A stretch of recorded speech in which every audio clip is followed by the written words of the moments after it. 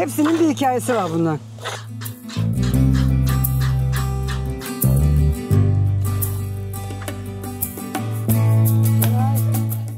Hazır yem hiç kullanmadım.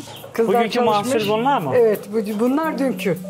Köy hayatını çok seviyorum, köyü çok seviyorum, toprağı çok seviyorum. Bu Ayla'nın ışık evi.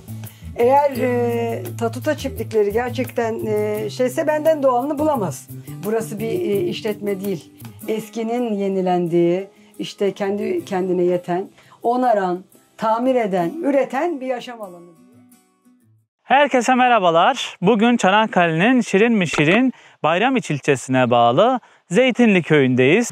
Burası yaklaşık 4 yıldır kendi kendine yetebilen, doğayla iç içe bir çiftlik hayatı kuran Emine Beceren'in yuvası.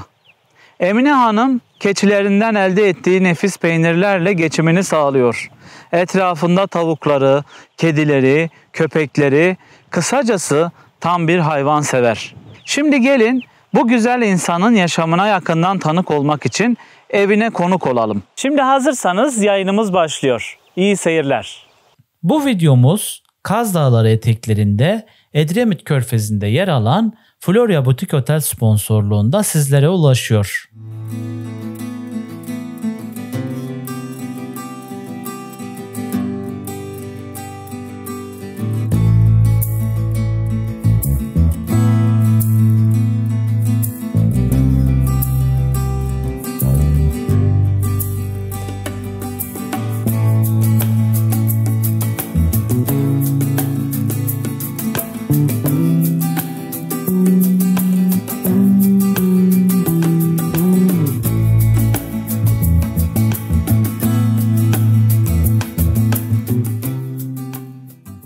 Evet dostlar, şimdi Emine Hanım'ın bahçesinden başladık.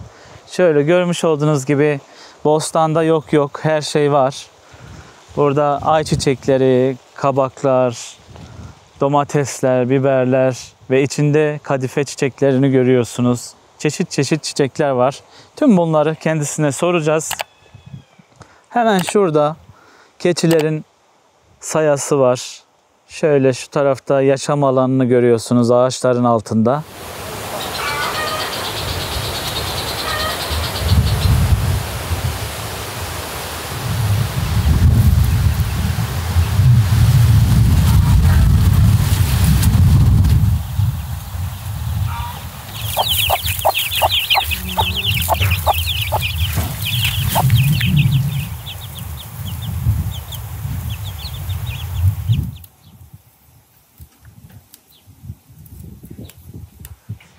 Işık!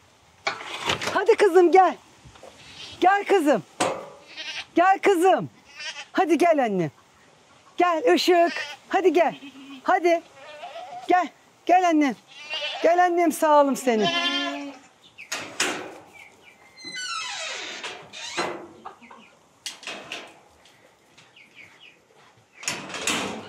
Işık.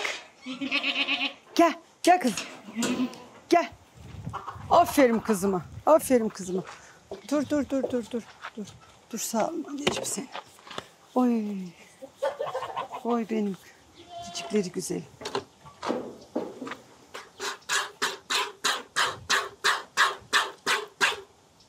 Korkma.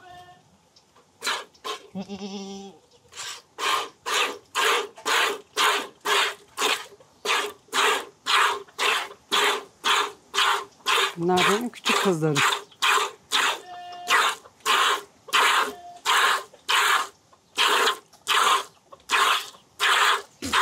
Dur anneciğim.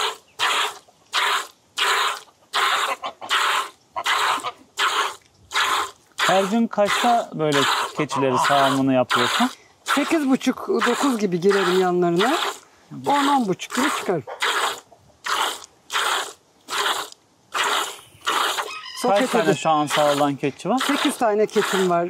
Bakabileceğim kadar olsun diye azalttım. 8-10 hani limit öyle.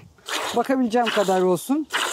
Hani hem maddi hem manevi yormasın, hem de bu rahat bakabileyim diye 8 tane bıraktım. Daha çoktu.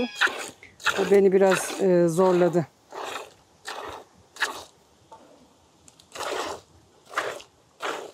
Dur anneciğim. Bir de sürpriz bebeğimiz oldu 3-4 gün önce. Çiçek. Hadi gel kızım, seni de say. Gel kız, Çiçek. Hadi Çiçek gel. Hepsinin bir hikayesi var bunlar. Adı var.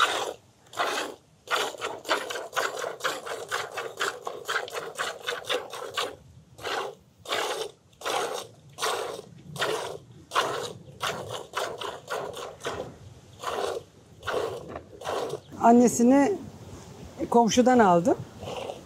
Ve o kadar zayıftı, o kadar küçüktü. Annesi sıkıntılı çıktı, sağlık sorunu vardı. Tekeye vermedim bunlar damızlık olmaz diye. Çok endişeleniyordum ama işte yetişkin olduklarında kaçmışlar, bulmuşlar tekeyi. Hamile kaldıklarını gördüğümde çok üzülmüştüm. Anladığımda hamile olduklarını, cicikleri böyle dolmaya başladı. Bunlar nasıl doğum yapar derken 2 tane şimdi arka tarafta var, bebekleri oldu. Anne de oldular. Mucize ile Işık, ikisi kardeş gibi. Mucize de ben çarşamba pazarına gitmiştim. Annesi doğum yapmış. İkizmiş. Bebeğin bir tanesini ölmüş. Ve anne ikisini de bensiz doğurmuş.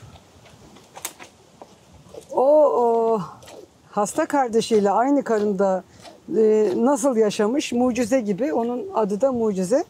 Hepsinin ismi var mı? Hepsinin ismi var. Keçilerine tek tek isim koydun. Tek tek Doğarken isim mi bunlar isimleniyor? Mesela şimdi yeni yavrular doğdu. Hemen isim kattın mı yoksa belli bir dönem? Erkekleri eğer damızlık ayıracaksam isim takıyorum. Yok, hemen takıyorum. O Efe. Efe çok uysaldır. Bu yeni doğan Yeni doğan Can. O da erkek. kaç günlük? 1 haftalık. Aa. Çok güzel. Annesi Beren. Maşallah. Torunumun adı Beren benim. Torunum taktı onun adını. Kendi adını taktı. Hatta kızım hayır bak süt içecek. Kızım bize bir tane Beren yeter koyma dedim ama dinlemedi beni. O bizim demirbaşımız. Hep burada kalacak.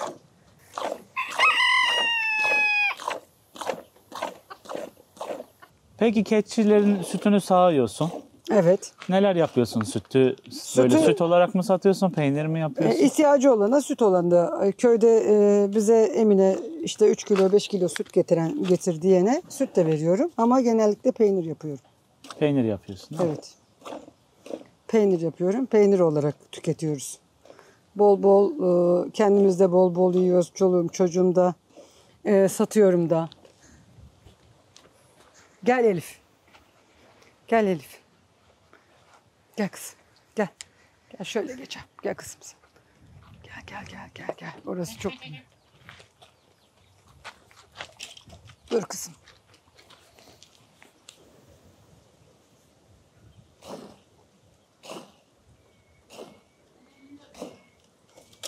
Hadi. Şimdi yemlerini yiyecekler. Büyük teke küçük tekeyi dövüyor. Yemek yemesine izin vermiyor. Bu defa küçük tekeye ayrı veriyorum yemlemede. Şimdi kovamı alıp geliyorum. Keçilerimi yemleyeyim. Dur kızım. Dur Efe. Çek ayağını oğlum. Gel kızım. Canay. Ne yapıyorsun? Işık hadi gel. Gel kızım. Gel Işık.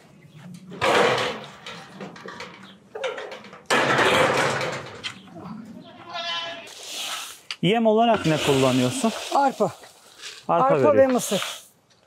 Yani yine onlar da doğal. Evet. Hazır yem hiç kullanmadım. Bir dönem süt yemi aldım sadece. Ama sonuçtan memnun kalmadım. Sütü çok oluyor. Daha fazla süt elde ediyorsunuz ama sütün kalitesi düşüyor.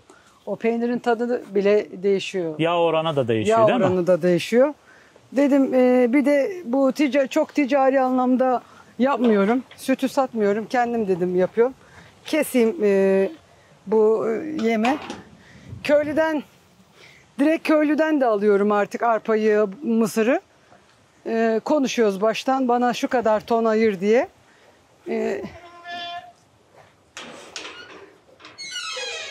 Öylesi hem daha ekonomik hem daha sağlıklı oluyor.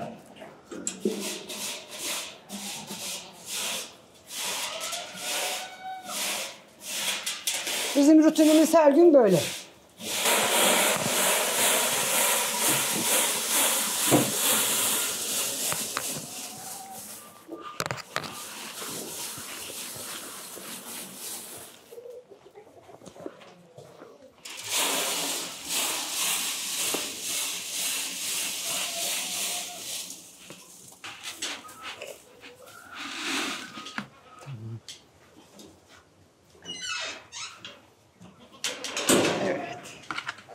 Şimdi bak sen.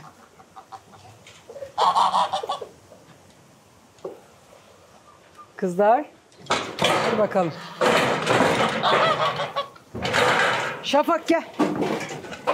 Gel, gel, gel. Gel Şafak. Gel. Bunlar 5 tavuğu, tokat tavuğu da diyorlar. İşte bir çift edindik. Diğerleri paçalı. Onlar da bir aile oldu öyle işte. 3 tane. Onlardan da biraz çoğaltalım istiyoruz. Bunlara İran tavuğu da deniliyor yanlış hatırlamıyorsam. Ben Acaba... tokat ve beç diyorum. Evet, İran tavuğu da olabilir. Tavuk kene için en güzel çözüm. Bu sene hiç kene ilacı kullanmadım hayvanlarda.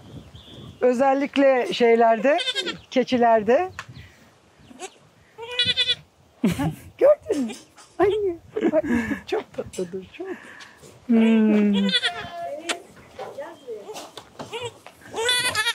Hadi bakalım kızlar. Bik.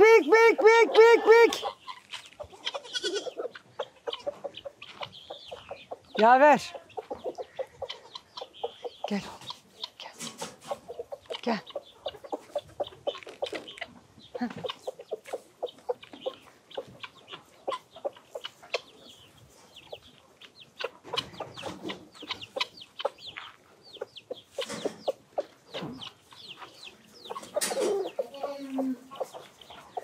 Tavuklara buğday verdik. Oradakilerine de arpa verdik. Şimdi küçüklerin suyunu vereceğim. Onlar damızlık küçük olanlar. Ayrı, annelerden ayrı besliyorum. Babadan uzak tutuyorum onları. Sonra babayı buraya kapatacağım. Küçük tekeyle sürü tamamlanacak. O zaman o yavruları da buraya Neden salacağım. onu ayırıyorsun mesela? Onun bir şeyi var mı? Onu ben ayırmıyorum. Büyük teke sokmuyor içeriye. Anladım. Arasındaki şey. Bir de o arkada damızlık ayırdığım babayla çiftleşmesin diye onlar ayrı duruyor.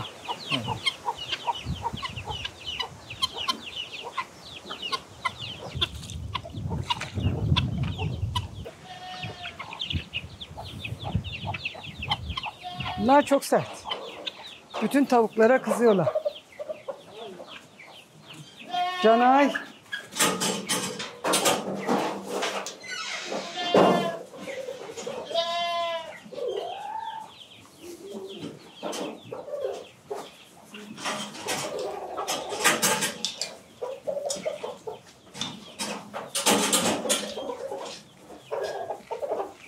Gel.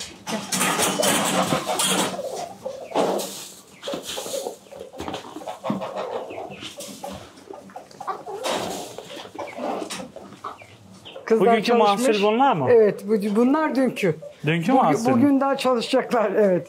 Şimdi bak oraya yattılar. Kümesi beğenmeyenler var. Köy hayatını çok seviyorum, köyü çok seviyorum, toprağı çok seviyorum. Yani beni tamamlıyor toprakla, doğayla olmak, ağaçla, işte börtü böcekle olmak. 20'li yaşlarda gelin gittim aslında, buradan çıktım ama hiç olamadım. Bayramişli olamadım.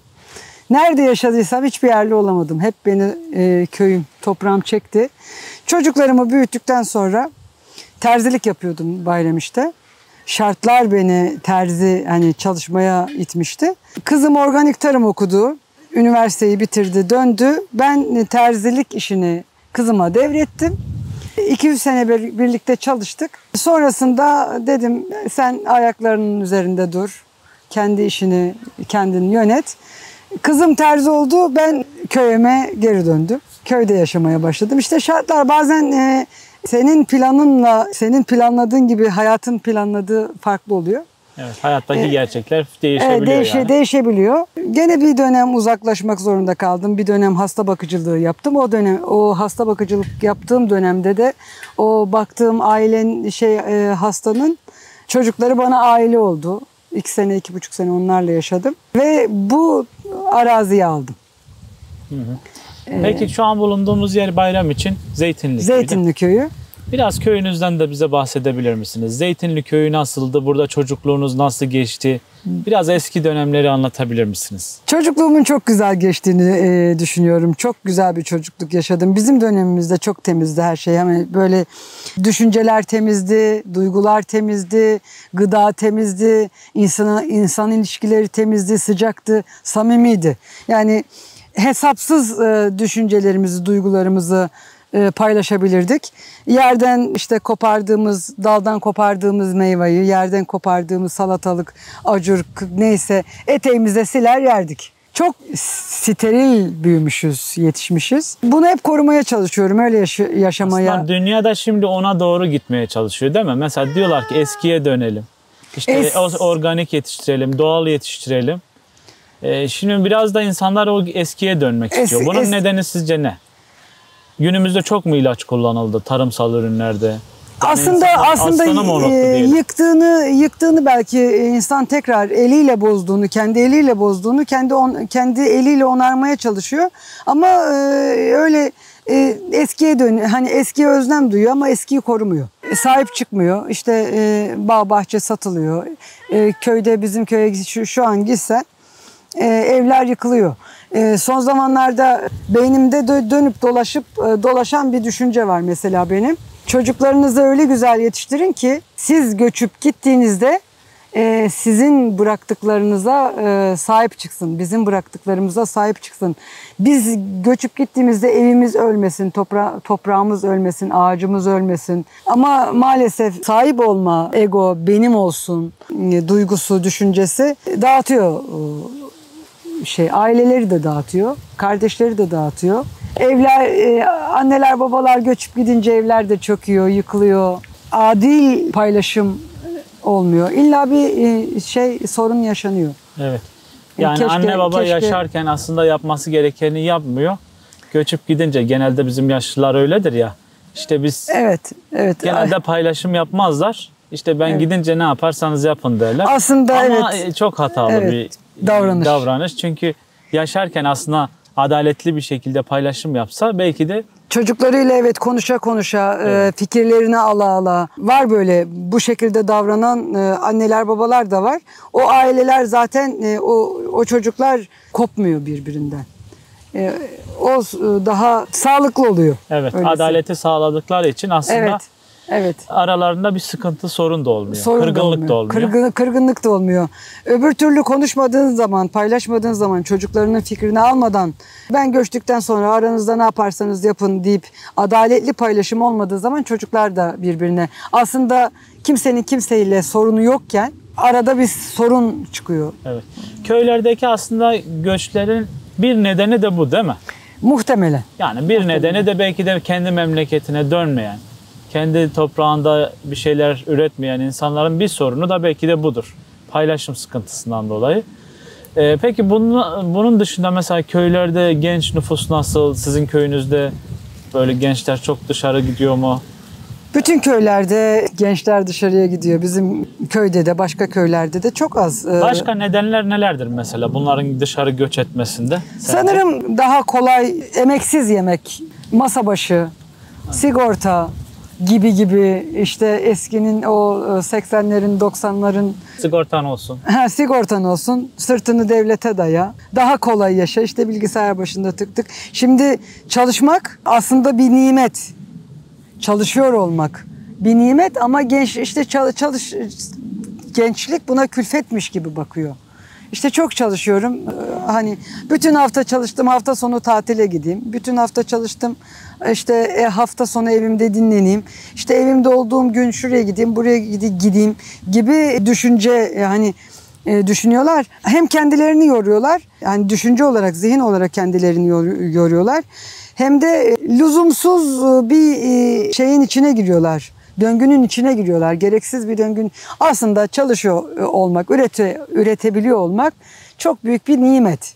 Yani bir iş sahibisin, işte fiziksel anlamda sağlıklısın, gıdanı, kendi ihtiyaçlarını karşılayabiliyorsun. Bu çok büyük bir güç ama bunun çok insan farkında değil. Evet. Maalesef. Siz buradan gelin olduktan sonra çıktınız, Bayramiç'e taşındınız. Evet. Kaç yılınız Bayramiç merkezde geçti? Bir 20 yılım Bayramiç merkezde geçti. Ama hiç Bayramiçli olamadım. Bir kızınız mı vardı? Bir kızım, bir oğlum var. Bir kızınız, bir oğlunuz. Onlar şimdi işin başına geçti kızınız. Evet, kızım hala terzilik yapıyor. Güzel, kendi kendine hem terzilik yapıyor hem kendi hayallerinin peşinde.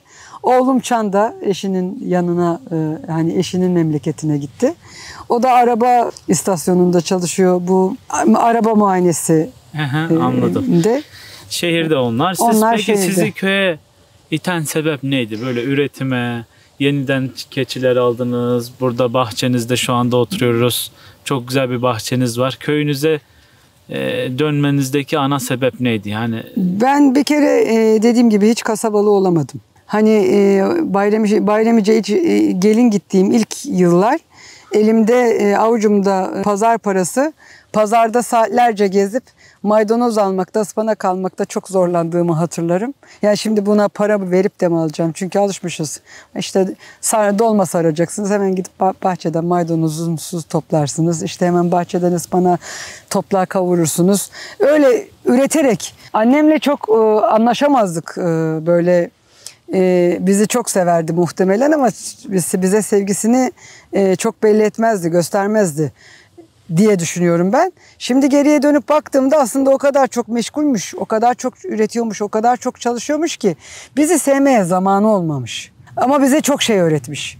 Şimdi dönüp baktığımda aslında onun şeyi gibi, uzantısı gibiyim. İşte sabahın köründe kalkar toprağa bir şeyler gömerdi. Çok bilgece sözleri varmış mesela. Ekici olun çocuklar, bilici olmayın derdi. Toprağın verdiğini hiç kimse vermez insana derdi. Ve ben yani köyün kahrını çekip de köyde yaşayıp da yumurtaya, patatese, yaprağa para veren insanın aklına yanıyorum derdi. Şimdi aynı ben de onun gibi yaşıyorum. Ve çok gurur duyuyorum bundan. Bana öğrettiklerinden çok büyük zenginlikmiş. şimdi aslında mutluluk nedir? Şimdi anlıyorsun değil mi? Evet, Hani evet. hem üretmek, hem kendi topraklarında olmak. Kendi gıdanı üretmek çok büyük bir özgürlük. Ne yediğini biliyorsun. Böyle sana şey veriyor. Böyle yüreğinde bir yaşama sevinci, bir şükrediyorsun hep. Yani ben burada gün içinde çalışırken kıyıya, köşeye oturur, bazı köşelerde ağlarım kendime sarılarak. Bazı köşelerde gülerim kendime sarılarak. Ama o yüreğimdeki o duygusu, şükür duygusu, yani şükürler olsun diye çok büyük bir mutluluk. Bir de verdiğin emeğin karşılığını alıyorsun değil mi? Ondan dolayı şükrediyorsun. Yani aslında emek de o tamamlıyor, o döngü tamamlıyor seni. Yani emek gibi gelmiyor, o yormuyor. Günün sonunda yaptıklarınızın gururuyla, sevinciyle, mutluluğuyla yapamadıklarınızın yorgunluğunu hissediyorsunuz aslında. Yaptıklarınız yormuyor size, yapamadıklarınız yoruyor. Çok güzel bir döngü. Kaz Dağları eteklerinde yeşilin ve mavinin kucaklaştığı bir huzur noktası hayal edin. Bol oksijenli havasıyla sizi yenileyen eşsiz bir doğa. Her ayrıntı sade şıklıkla tasarlandı. Temiz, ferah ve doğayla uyumlu. Burada şık ve ferah odalarda doğanın tam kalbinde uyanırsınız. Güne yöresel ve taptaze lezzetlerle dolu enerjik bir kahvaltıyla başlarsınız. Günün stresini Edremit Körfezi manzaralı sonsuzluk havuzunda veya rahatlatıcı jacuzzi'de bırakın. Üstelik bu rüya gibi tatil için Deniz Sarı YouTube kanalı izleyicilerine özel %10 indirimi fırsatını kaçırmayın. Hayalinizdeki tatil Florya Butik Otel'de sizi bekliyor. Videomuzun açıklama kısmında Florya Butik Otel'e ait iletişim bilgilerine ulaşabilirsiniz.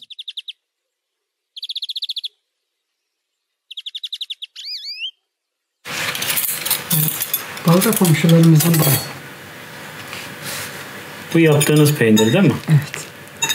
Ne bir salamura peyniri mi? Evet, salamura. Bu da sütün üstünden süt üstü krema.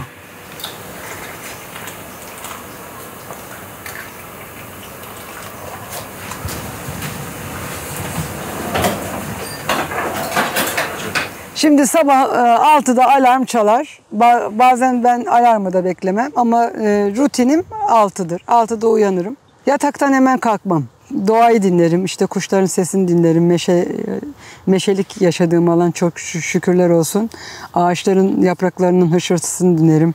Kedi, köpek, işte köpeğimin ne kadar uzakta havladığını gözlemlerim. Kalkarım. Elimi yüzümü yıkarım. Şöyle bir bahçede gezinirim. Su koyarım ocağa. O su kaynarken tekrar bir elimi yüzümü yıkar, bir kahve yaparım. Kahvemi alır bahçeye gelirim. Yazın rutini bu değişmez. Kahvemi içerken ekim yapıyordum. Sonra çapasını kazdım. Sonra şimdi domatesini, salatalığını topluyorum. Gene ot yoluyorum. Böyle o döngü saat 8 olur bu arada. Saat 8 olduğunda işte kahve fincanımı bırakırım. Keçilerimin yanına girerim. Önce bir bebekleri severim. İşte böyle bir dolaşırım. Kim nerede uyumuş, nasıl uyanmış. Çünkü akşam yatarken de kontrol ediyorsun bunları. Keçilerimi sağarım. Gelir peynirimi süzer, mayalarım. Tavukları salarım, yemlerim. Oğlaklarımın suyunu kontrol ederim. İşte kediye köpeğe bakar, 11-11.30 gibi sıra kendime gelir. Ondan sonra kendi kahvaltı, herkese doyurmuş olmanın, hepsinin işte bu arada sürpriz doğumlar olur, hasta olan olur, aşı yapman gereken olur ya da gözlemişte birisi az yiyordur. Neden az yiyor? İşte biri topallıyordur, ayağını kontrol edersin. İşte civcivin ayağını kontrol edersin. Oğlan yemeyenin bunu gözlemleyin bakalım nasıl devam edecek? Aşı yapmam gerekecek mi? Bir ilaç, soda içiririz, karpuz suyu içiririz, maya içiririz. Onların kontrolünü yaparım. Bütün bu şeyler bittiğinde çayımı demler, kahvaltı sofrasına otururum. Peynir o arada pıhtılaşır. Onu koyarsın, işte temizlik olur, bulaşık olur. Bir tencere yemek koyarsın gelenin gidenin. Benim gelenim gidenim hiç eksik olmaz, sağ olsun dostlarım, arkadaşlarım. Bir işte tatlı yaparım, bir hamur yoğururum, böyle akşama kadar. Tekrar keçilerin suyunu kontrol ederim. Bu peyniri süzmeye koyuncaya kadar burada böyle gelenle gidenle bir hareket halinde olur. Babamı doyururum bazen. Kardeşimin gelmediği zamanlarda. Saat 3-4 olur bu arada. Bu saatlerde hayvanları gütmeye giderim. 2 saat onları güderim. Gene eğer bir arkadaşım gelmişse peynir paketlerim. Böyle bir hareket halinde. Ürünlerini mesela çevreden duyanlar mı geliyor? Nasıl sen bu işe girdikten sonra? Şimdi burası insanlar... bir kere işletme değil. Evet. Burası kendi kendine yetebilen, sürdürülebilir bir yaşam alanı. 4 seneden beri burada yaşıyorum. 2 senedir markete gidip çay aldığımı bilmiyorum. Kahve aldığımı bilmiyorum. toz şeker aldığımı bilmiyorum. Mesela market arkadaşım gelirken işte bir paket çay alır gelir. Böyle ben burada domates üretirim. Böyle çok güzel bir döngü var. Beni ziyarete gelir, bir paket kahveyle beni ziyarete gelir. Bir acı kahvenin sohbeti paylaşırız. Bir şeyler yer içeriz. Allah ne verdiyse, ben ne hazırlamışsam o gün tenceremizde ne varsa giderken de peynirini alır gider. İşte biberini kopartır, karpuzunu alır. O çok güzel bir döngü. Burası bir dostane, böyle insani duygularla birbirimize sahip çıktığımız bir yaşam alanı. İşletme değil. Evet. İş gibi yaptığım hiçbir işi iş gibi yapmıyorum. Anladım. Yani böyle o kendi dönüyor. kendine yetebilen, hem sene idame ediyor, hem de dostlarına temiz ürün vermiş oluyorsun. Temiz ürün vermiş oluyor. İlaçsız, kimyasal kullanmadığım. Benim ilacım odun külüdür, kükürttür. Biraz o doğal yöntemleri anlatabilir misin? Neler yaparsın? Neler yaparım? Odunun külünü sağa sola atmayız buraya.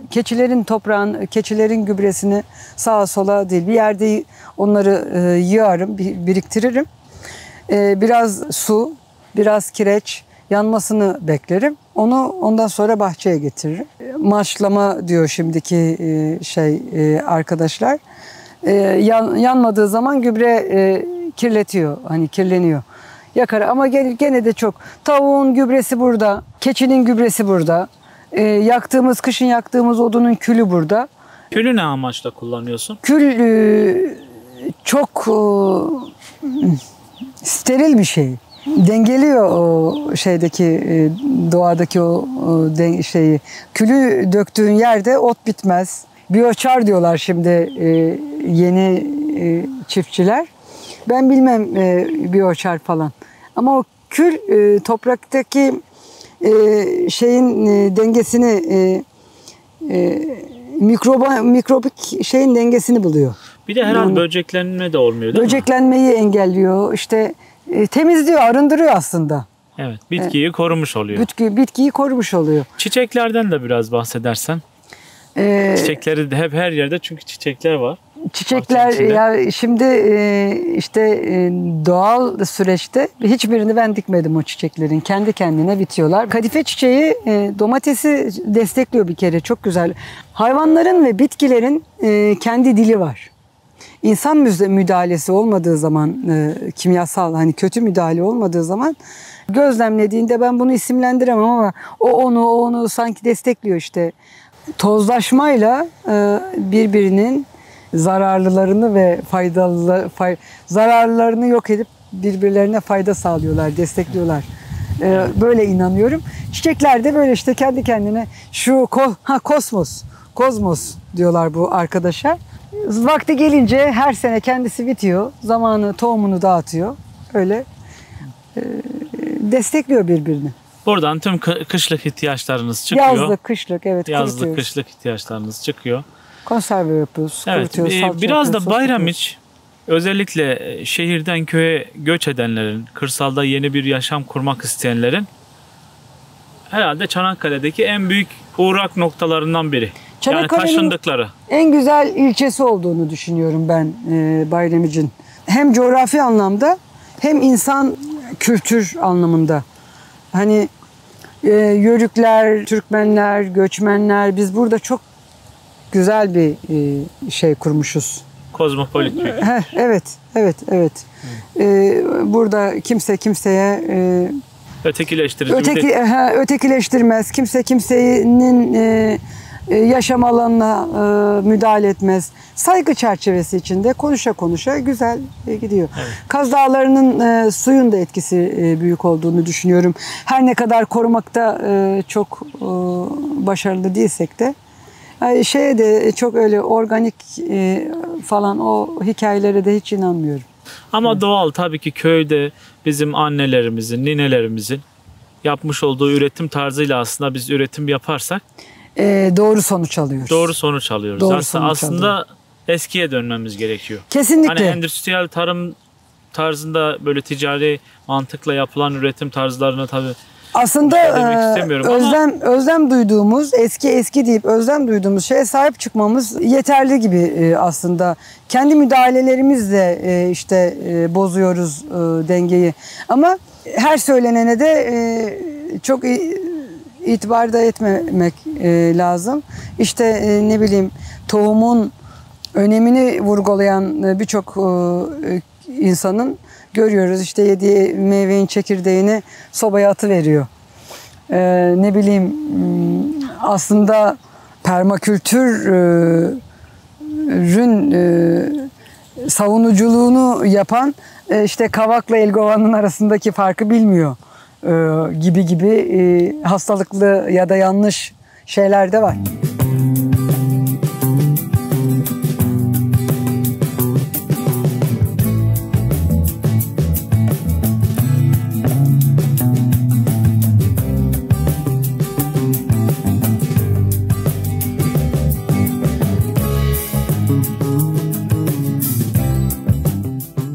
Bu benim kendi yaptığım şırdan mayam. Bunu çok önemsiyorum. Peyniri de çok güzel oluyor. Çok lezzetli oluyor. nasıl yapıyorsun şırdan mayayı? Yani bu bilmeyenler için biraz anlatabilir misin? 1,5 kilo keçi, ama 1,5 kilo peynir altı suyuna 1 bardak bulgur, 1 fincan fasulye, kuru erik ve kuzu şırdanını koydum. Kuru erik koydum. Onları 1 hafta 10 gün beklettim. Şöyle bir sonuç elde ettim. Hiç normalde bozulur dersiniz. Hiç bozulmuyor. İçinde zeytin de var sanki. Yok, kuru erik. Kuru erik. Ben de zeytin diyorum. Kuru erik. Bunu böyle süzüyorum. Aldığım kadar da koyuyorum her gün. Tekrar peynir altı suyu koyuyorum. Aldığım kadar peynir altı suyu koyuyorum hep. Şimdi bunu süzeceğim. Gibi, tükenmez gibi. Hı. Onu peki ne kadar sürede bir yeniliyorsun? İşte tükenmez gibi deme sebebim o. Hemen şimdi bunu aldığım kadar gerisin geriye peynir altı suyu, dün akşamki peynirin peynir altı suyunu ilave edeceğim. Hiç azalmıyor. Değil mi? Evet. Çok iyiymiş. Aynı tükenmez gibi. Çok köpürdü bugün. Yapmadım. Bunu kimden öğrendiniz mesela? Annemden, ninemden. Değil mi? Evet. Büyüklerimden. Atalarınızdan kalan yöntem bu yani. Evet. Şimdi hemen çok şuradan şöyle tekrar bak böyle. Hemen şuradan alacağım. Bize suyla söylemişlerdi. Aslında annem suyla tarif etmişti. Sonra ben başka bir teyzeden de peynir altı suyuyla daha güzel olduğunu tarifini aldım. Onu denedim. Daha doğru, daha güzel bir sonuç aldım. Şimdi bu tamam. Bu aldığımı tekrar geri koydum. Ağzını kapatıp hava almaması için. Tamam. Buzdolabında mı saklıyorsun yoksa dışarıda mı kalıyor? Dışarıda duruyor. Dışarıda. Buzdolabına hiç gerek kalmadı. Burada da bir mesela soba var. Ya o benim kerpiçten mi yaptınız? Sene, aman bir ay sürekli düşüne yaptığım bir soba. Çok güzel de sonuç aldık. Eski maşınga üstlerinden böyle bir çok odun bölmeye gücüm yetmiyor. Küçük böyle hani büyük odun yakabileyim istedim. Ama külü içeride nasıl olur düşündüm. Dışarıdan odununu, büyük odunları dışarıdan koyuyorum. Fırın gibi. Buradan küçük odunları atıyorum. Külünü dışarıdan temizliyorum. Çok pratik ve çok kullanışlı bir şey oldu. Evet, şöyle şuradan da gösterelim. Bakın dışarıdan. Oradan odunlarını atabiliyor. Çok güzel doğal bir fırın olmuş. İçeriden de soba şeklinde. Aslında bacası aynı. Evet. Çok güzel oldu o. Çok kullanışlı oldu. İlk defa görüyorum ben de böyle bir şey. Güzel ama yaratıcı yani. Ben de böylesini ben de hiç görmedim. Yani bir yerden Google'dan bir yerden kopya da etmedim aslında. Çok amaçlı olsun istedim. Hani köşesinde yaptığım yemek sıcacık dursun. İşte kışın böyle kurutmak istediğim şeyler böyle rahat olsun diye böyle biraz tasarladım. Bir yaptım, yanlış oldu, söktüm. Tekrar ikinci denemede çok güzel sonuç aldım.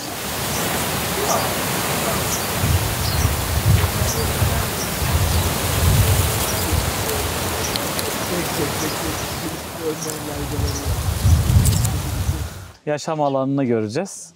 Siz bize tanıtırsınız. Şu anda burada bir ahşap ev görüyoruz. Bu Ayla'nın ışık evi. Evet. Ayla Seyhun benim burada bana maddi manevi düşünce olarak, fikir olarak birçok konuda yardımcı olan yol arkadaşım.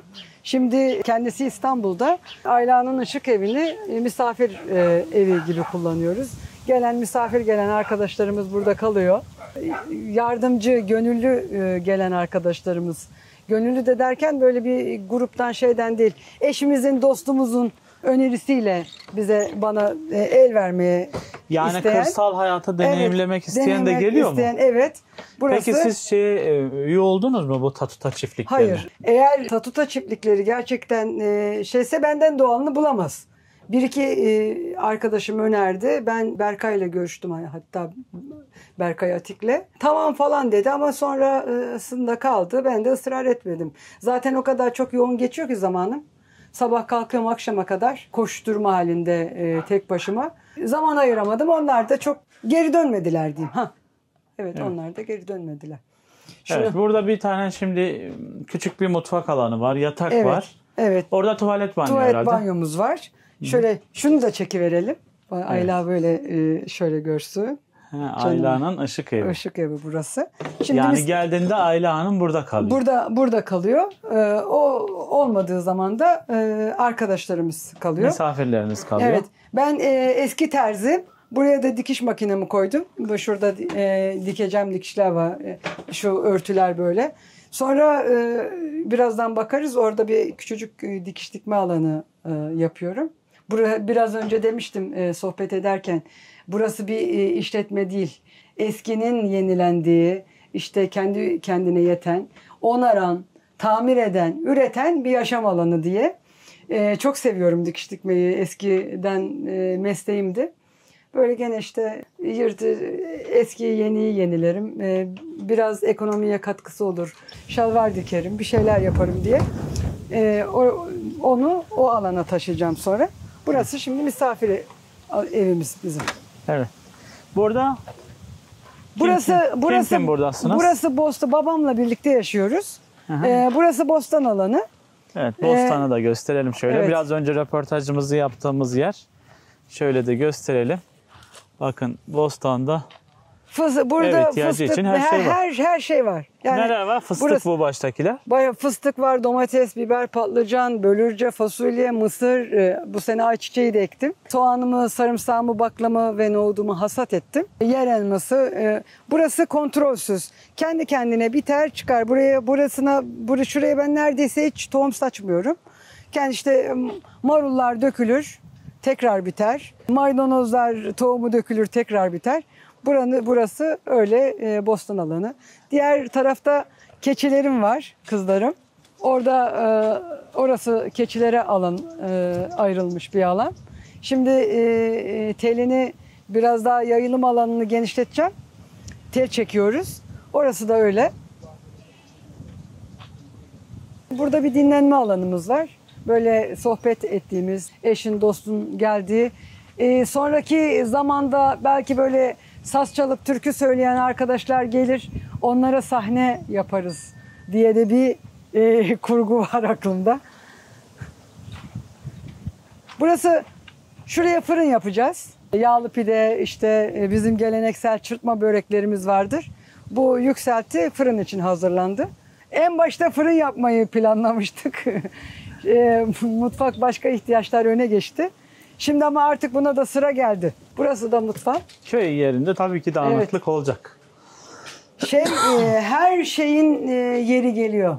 Zaten çöp diye atıp doğayı kirletmeyi, yıkayıp çuvala dolduruyorum. Bazen bir arkadaşıma süt doldurayım, hadi süt götürsün, şişe bulamıyorum. O yüzden benim için çok kıymetli. Her şeyi yıkıyorum, çuvallara dolduruyorum ki yeri geliyor kullanılıyor. Burası da açık mutfak diye başladık aslında. Çok arkadaşımın, çok insanın desteğini aldım burayı yaparken. Sonra kediler, toz, hijyen çok sağlıklı olmadı. Ya kışın yağmur böyle eski hurda pencerelerle tekrar kapattık. Burasını geleneksel yemekler yapıyorum ben. Kalma yeriniz nerede şu anda? Yattığınız.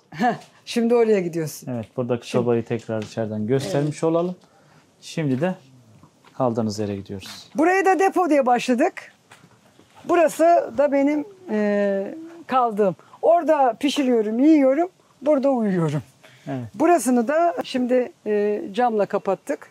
Üzerini de kapatacağız. Burası da dikme alanım olacak. Bu da önceden kümesti. Şu alan. Burasını da çocuk oyun alanı yapmak istiyorum. Şöyle bir yaş 60'a dayandı ama 35'imde gibi hayallerim var benim. Hiç göstermiyorsunuz bu arada. Teşekkür. Tabii yaş 60 da teşekkür ederim. genç yaş bence. Orta yaş yani. Bence de genç bir yaş, bir rakamdan ibaret. Takılmıyorum da zaten. Bir çocukluk, bir yaşlılık. Çocukluğun masumiyeti, heyecanı, öğrenme yeteneği, yaşlılığın tecrübesi. Belki diyorum burada bir gün nine, dede, torun, insanlar toplanır. Çünkü ben burada annem babamla birlikte yaşıyorum ama hiç yalnız değilim. Yalnız da yaşamak istemiyorum. Ayla'nın evi gibi belki birileri daha dahil olur benim yaşamıma. Bu kümesi de onarıp çocuk alanı yapmayı düşünüyorum. Burada bir salıncak görüyoruz. Evet, o damadım sağ olsun yaptı. Torun, torba herkes sallanıyor burada. Burası oyun alanı olsun istiyorum. Aha, çocuk çok güzel. oyun alanı. Ne güzel. olsun Çocukları istiyorum. bile düşündünüz. Evet. Hem hayvanlar hem çocuklar. Öyle. Hepsi de. Arkadaşlar geldiğinde çocuklarla oynuyor. Orası tuvalet, banyo, bahçe banyosu. Burası da benim ilk yaşadığım konteyner. Burasını da sonra belki böyle toparlarım. Şu an babam kalıyor orada, babamın evi. Şu yükselti alanı da aromatik bitkiler aslında sulanmadığı için çıkmıyor ama yer kekikleri, sümbüller, melisalar var. Aromatik bitki alanı yapmayı hedefliyorum. Evet, çok güzel. Peki benim sormadığım böyle sizin söylemek istediğiniz bir şey var mı? Özellikle bu yaşama geçmek isteyen, kırsalda, köyde yeni bir yaşam kurmak isteyen, şehirden gelen şehirlilere neler söylemek istersin? Öncelikle gerçekten kırsalda yaşamayı kararlı mı, şehirden kaçıyor mu, kırsalı mı tercih ediyor? Bunu ayırması lazım diye düşünüyorum.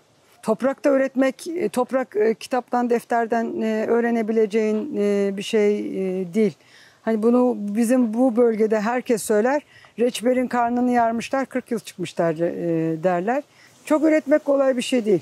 Şehirli zaten kararlıysa, gerçekten toprakta üretmeye, temiz gıdaya ulaşmaya meraklıysa geliyor, mücadele ediyor ve başarıyor. Benim burada çok sevdiğim 2 tane göç etmiş arkadaşlarım, komşularım, kardeşlerim var. Özge ile Orkun, bal üreticisi. Bir yeni yaşam.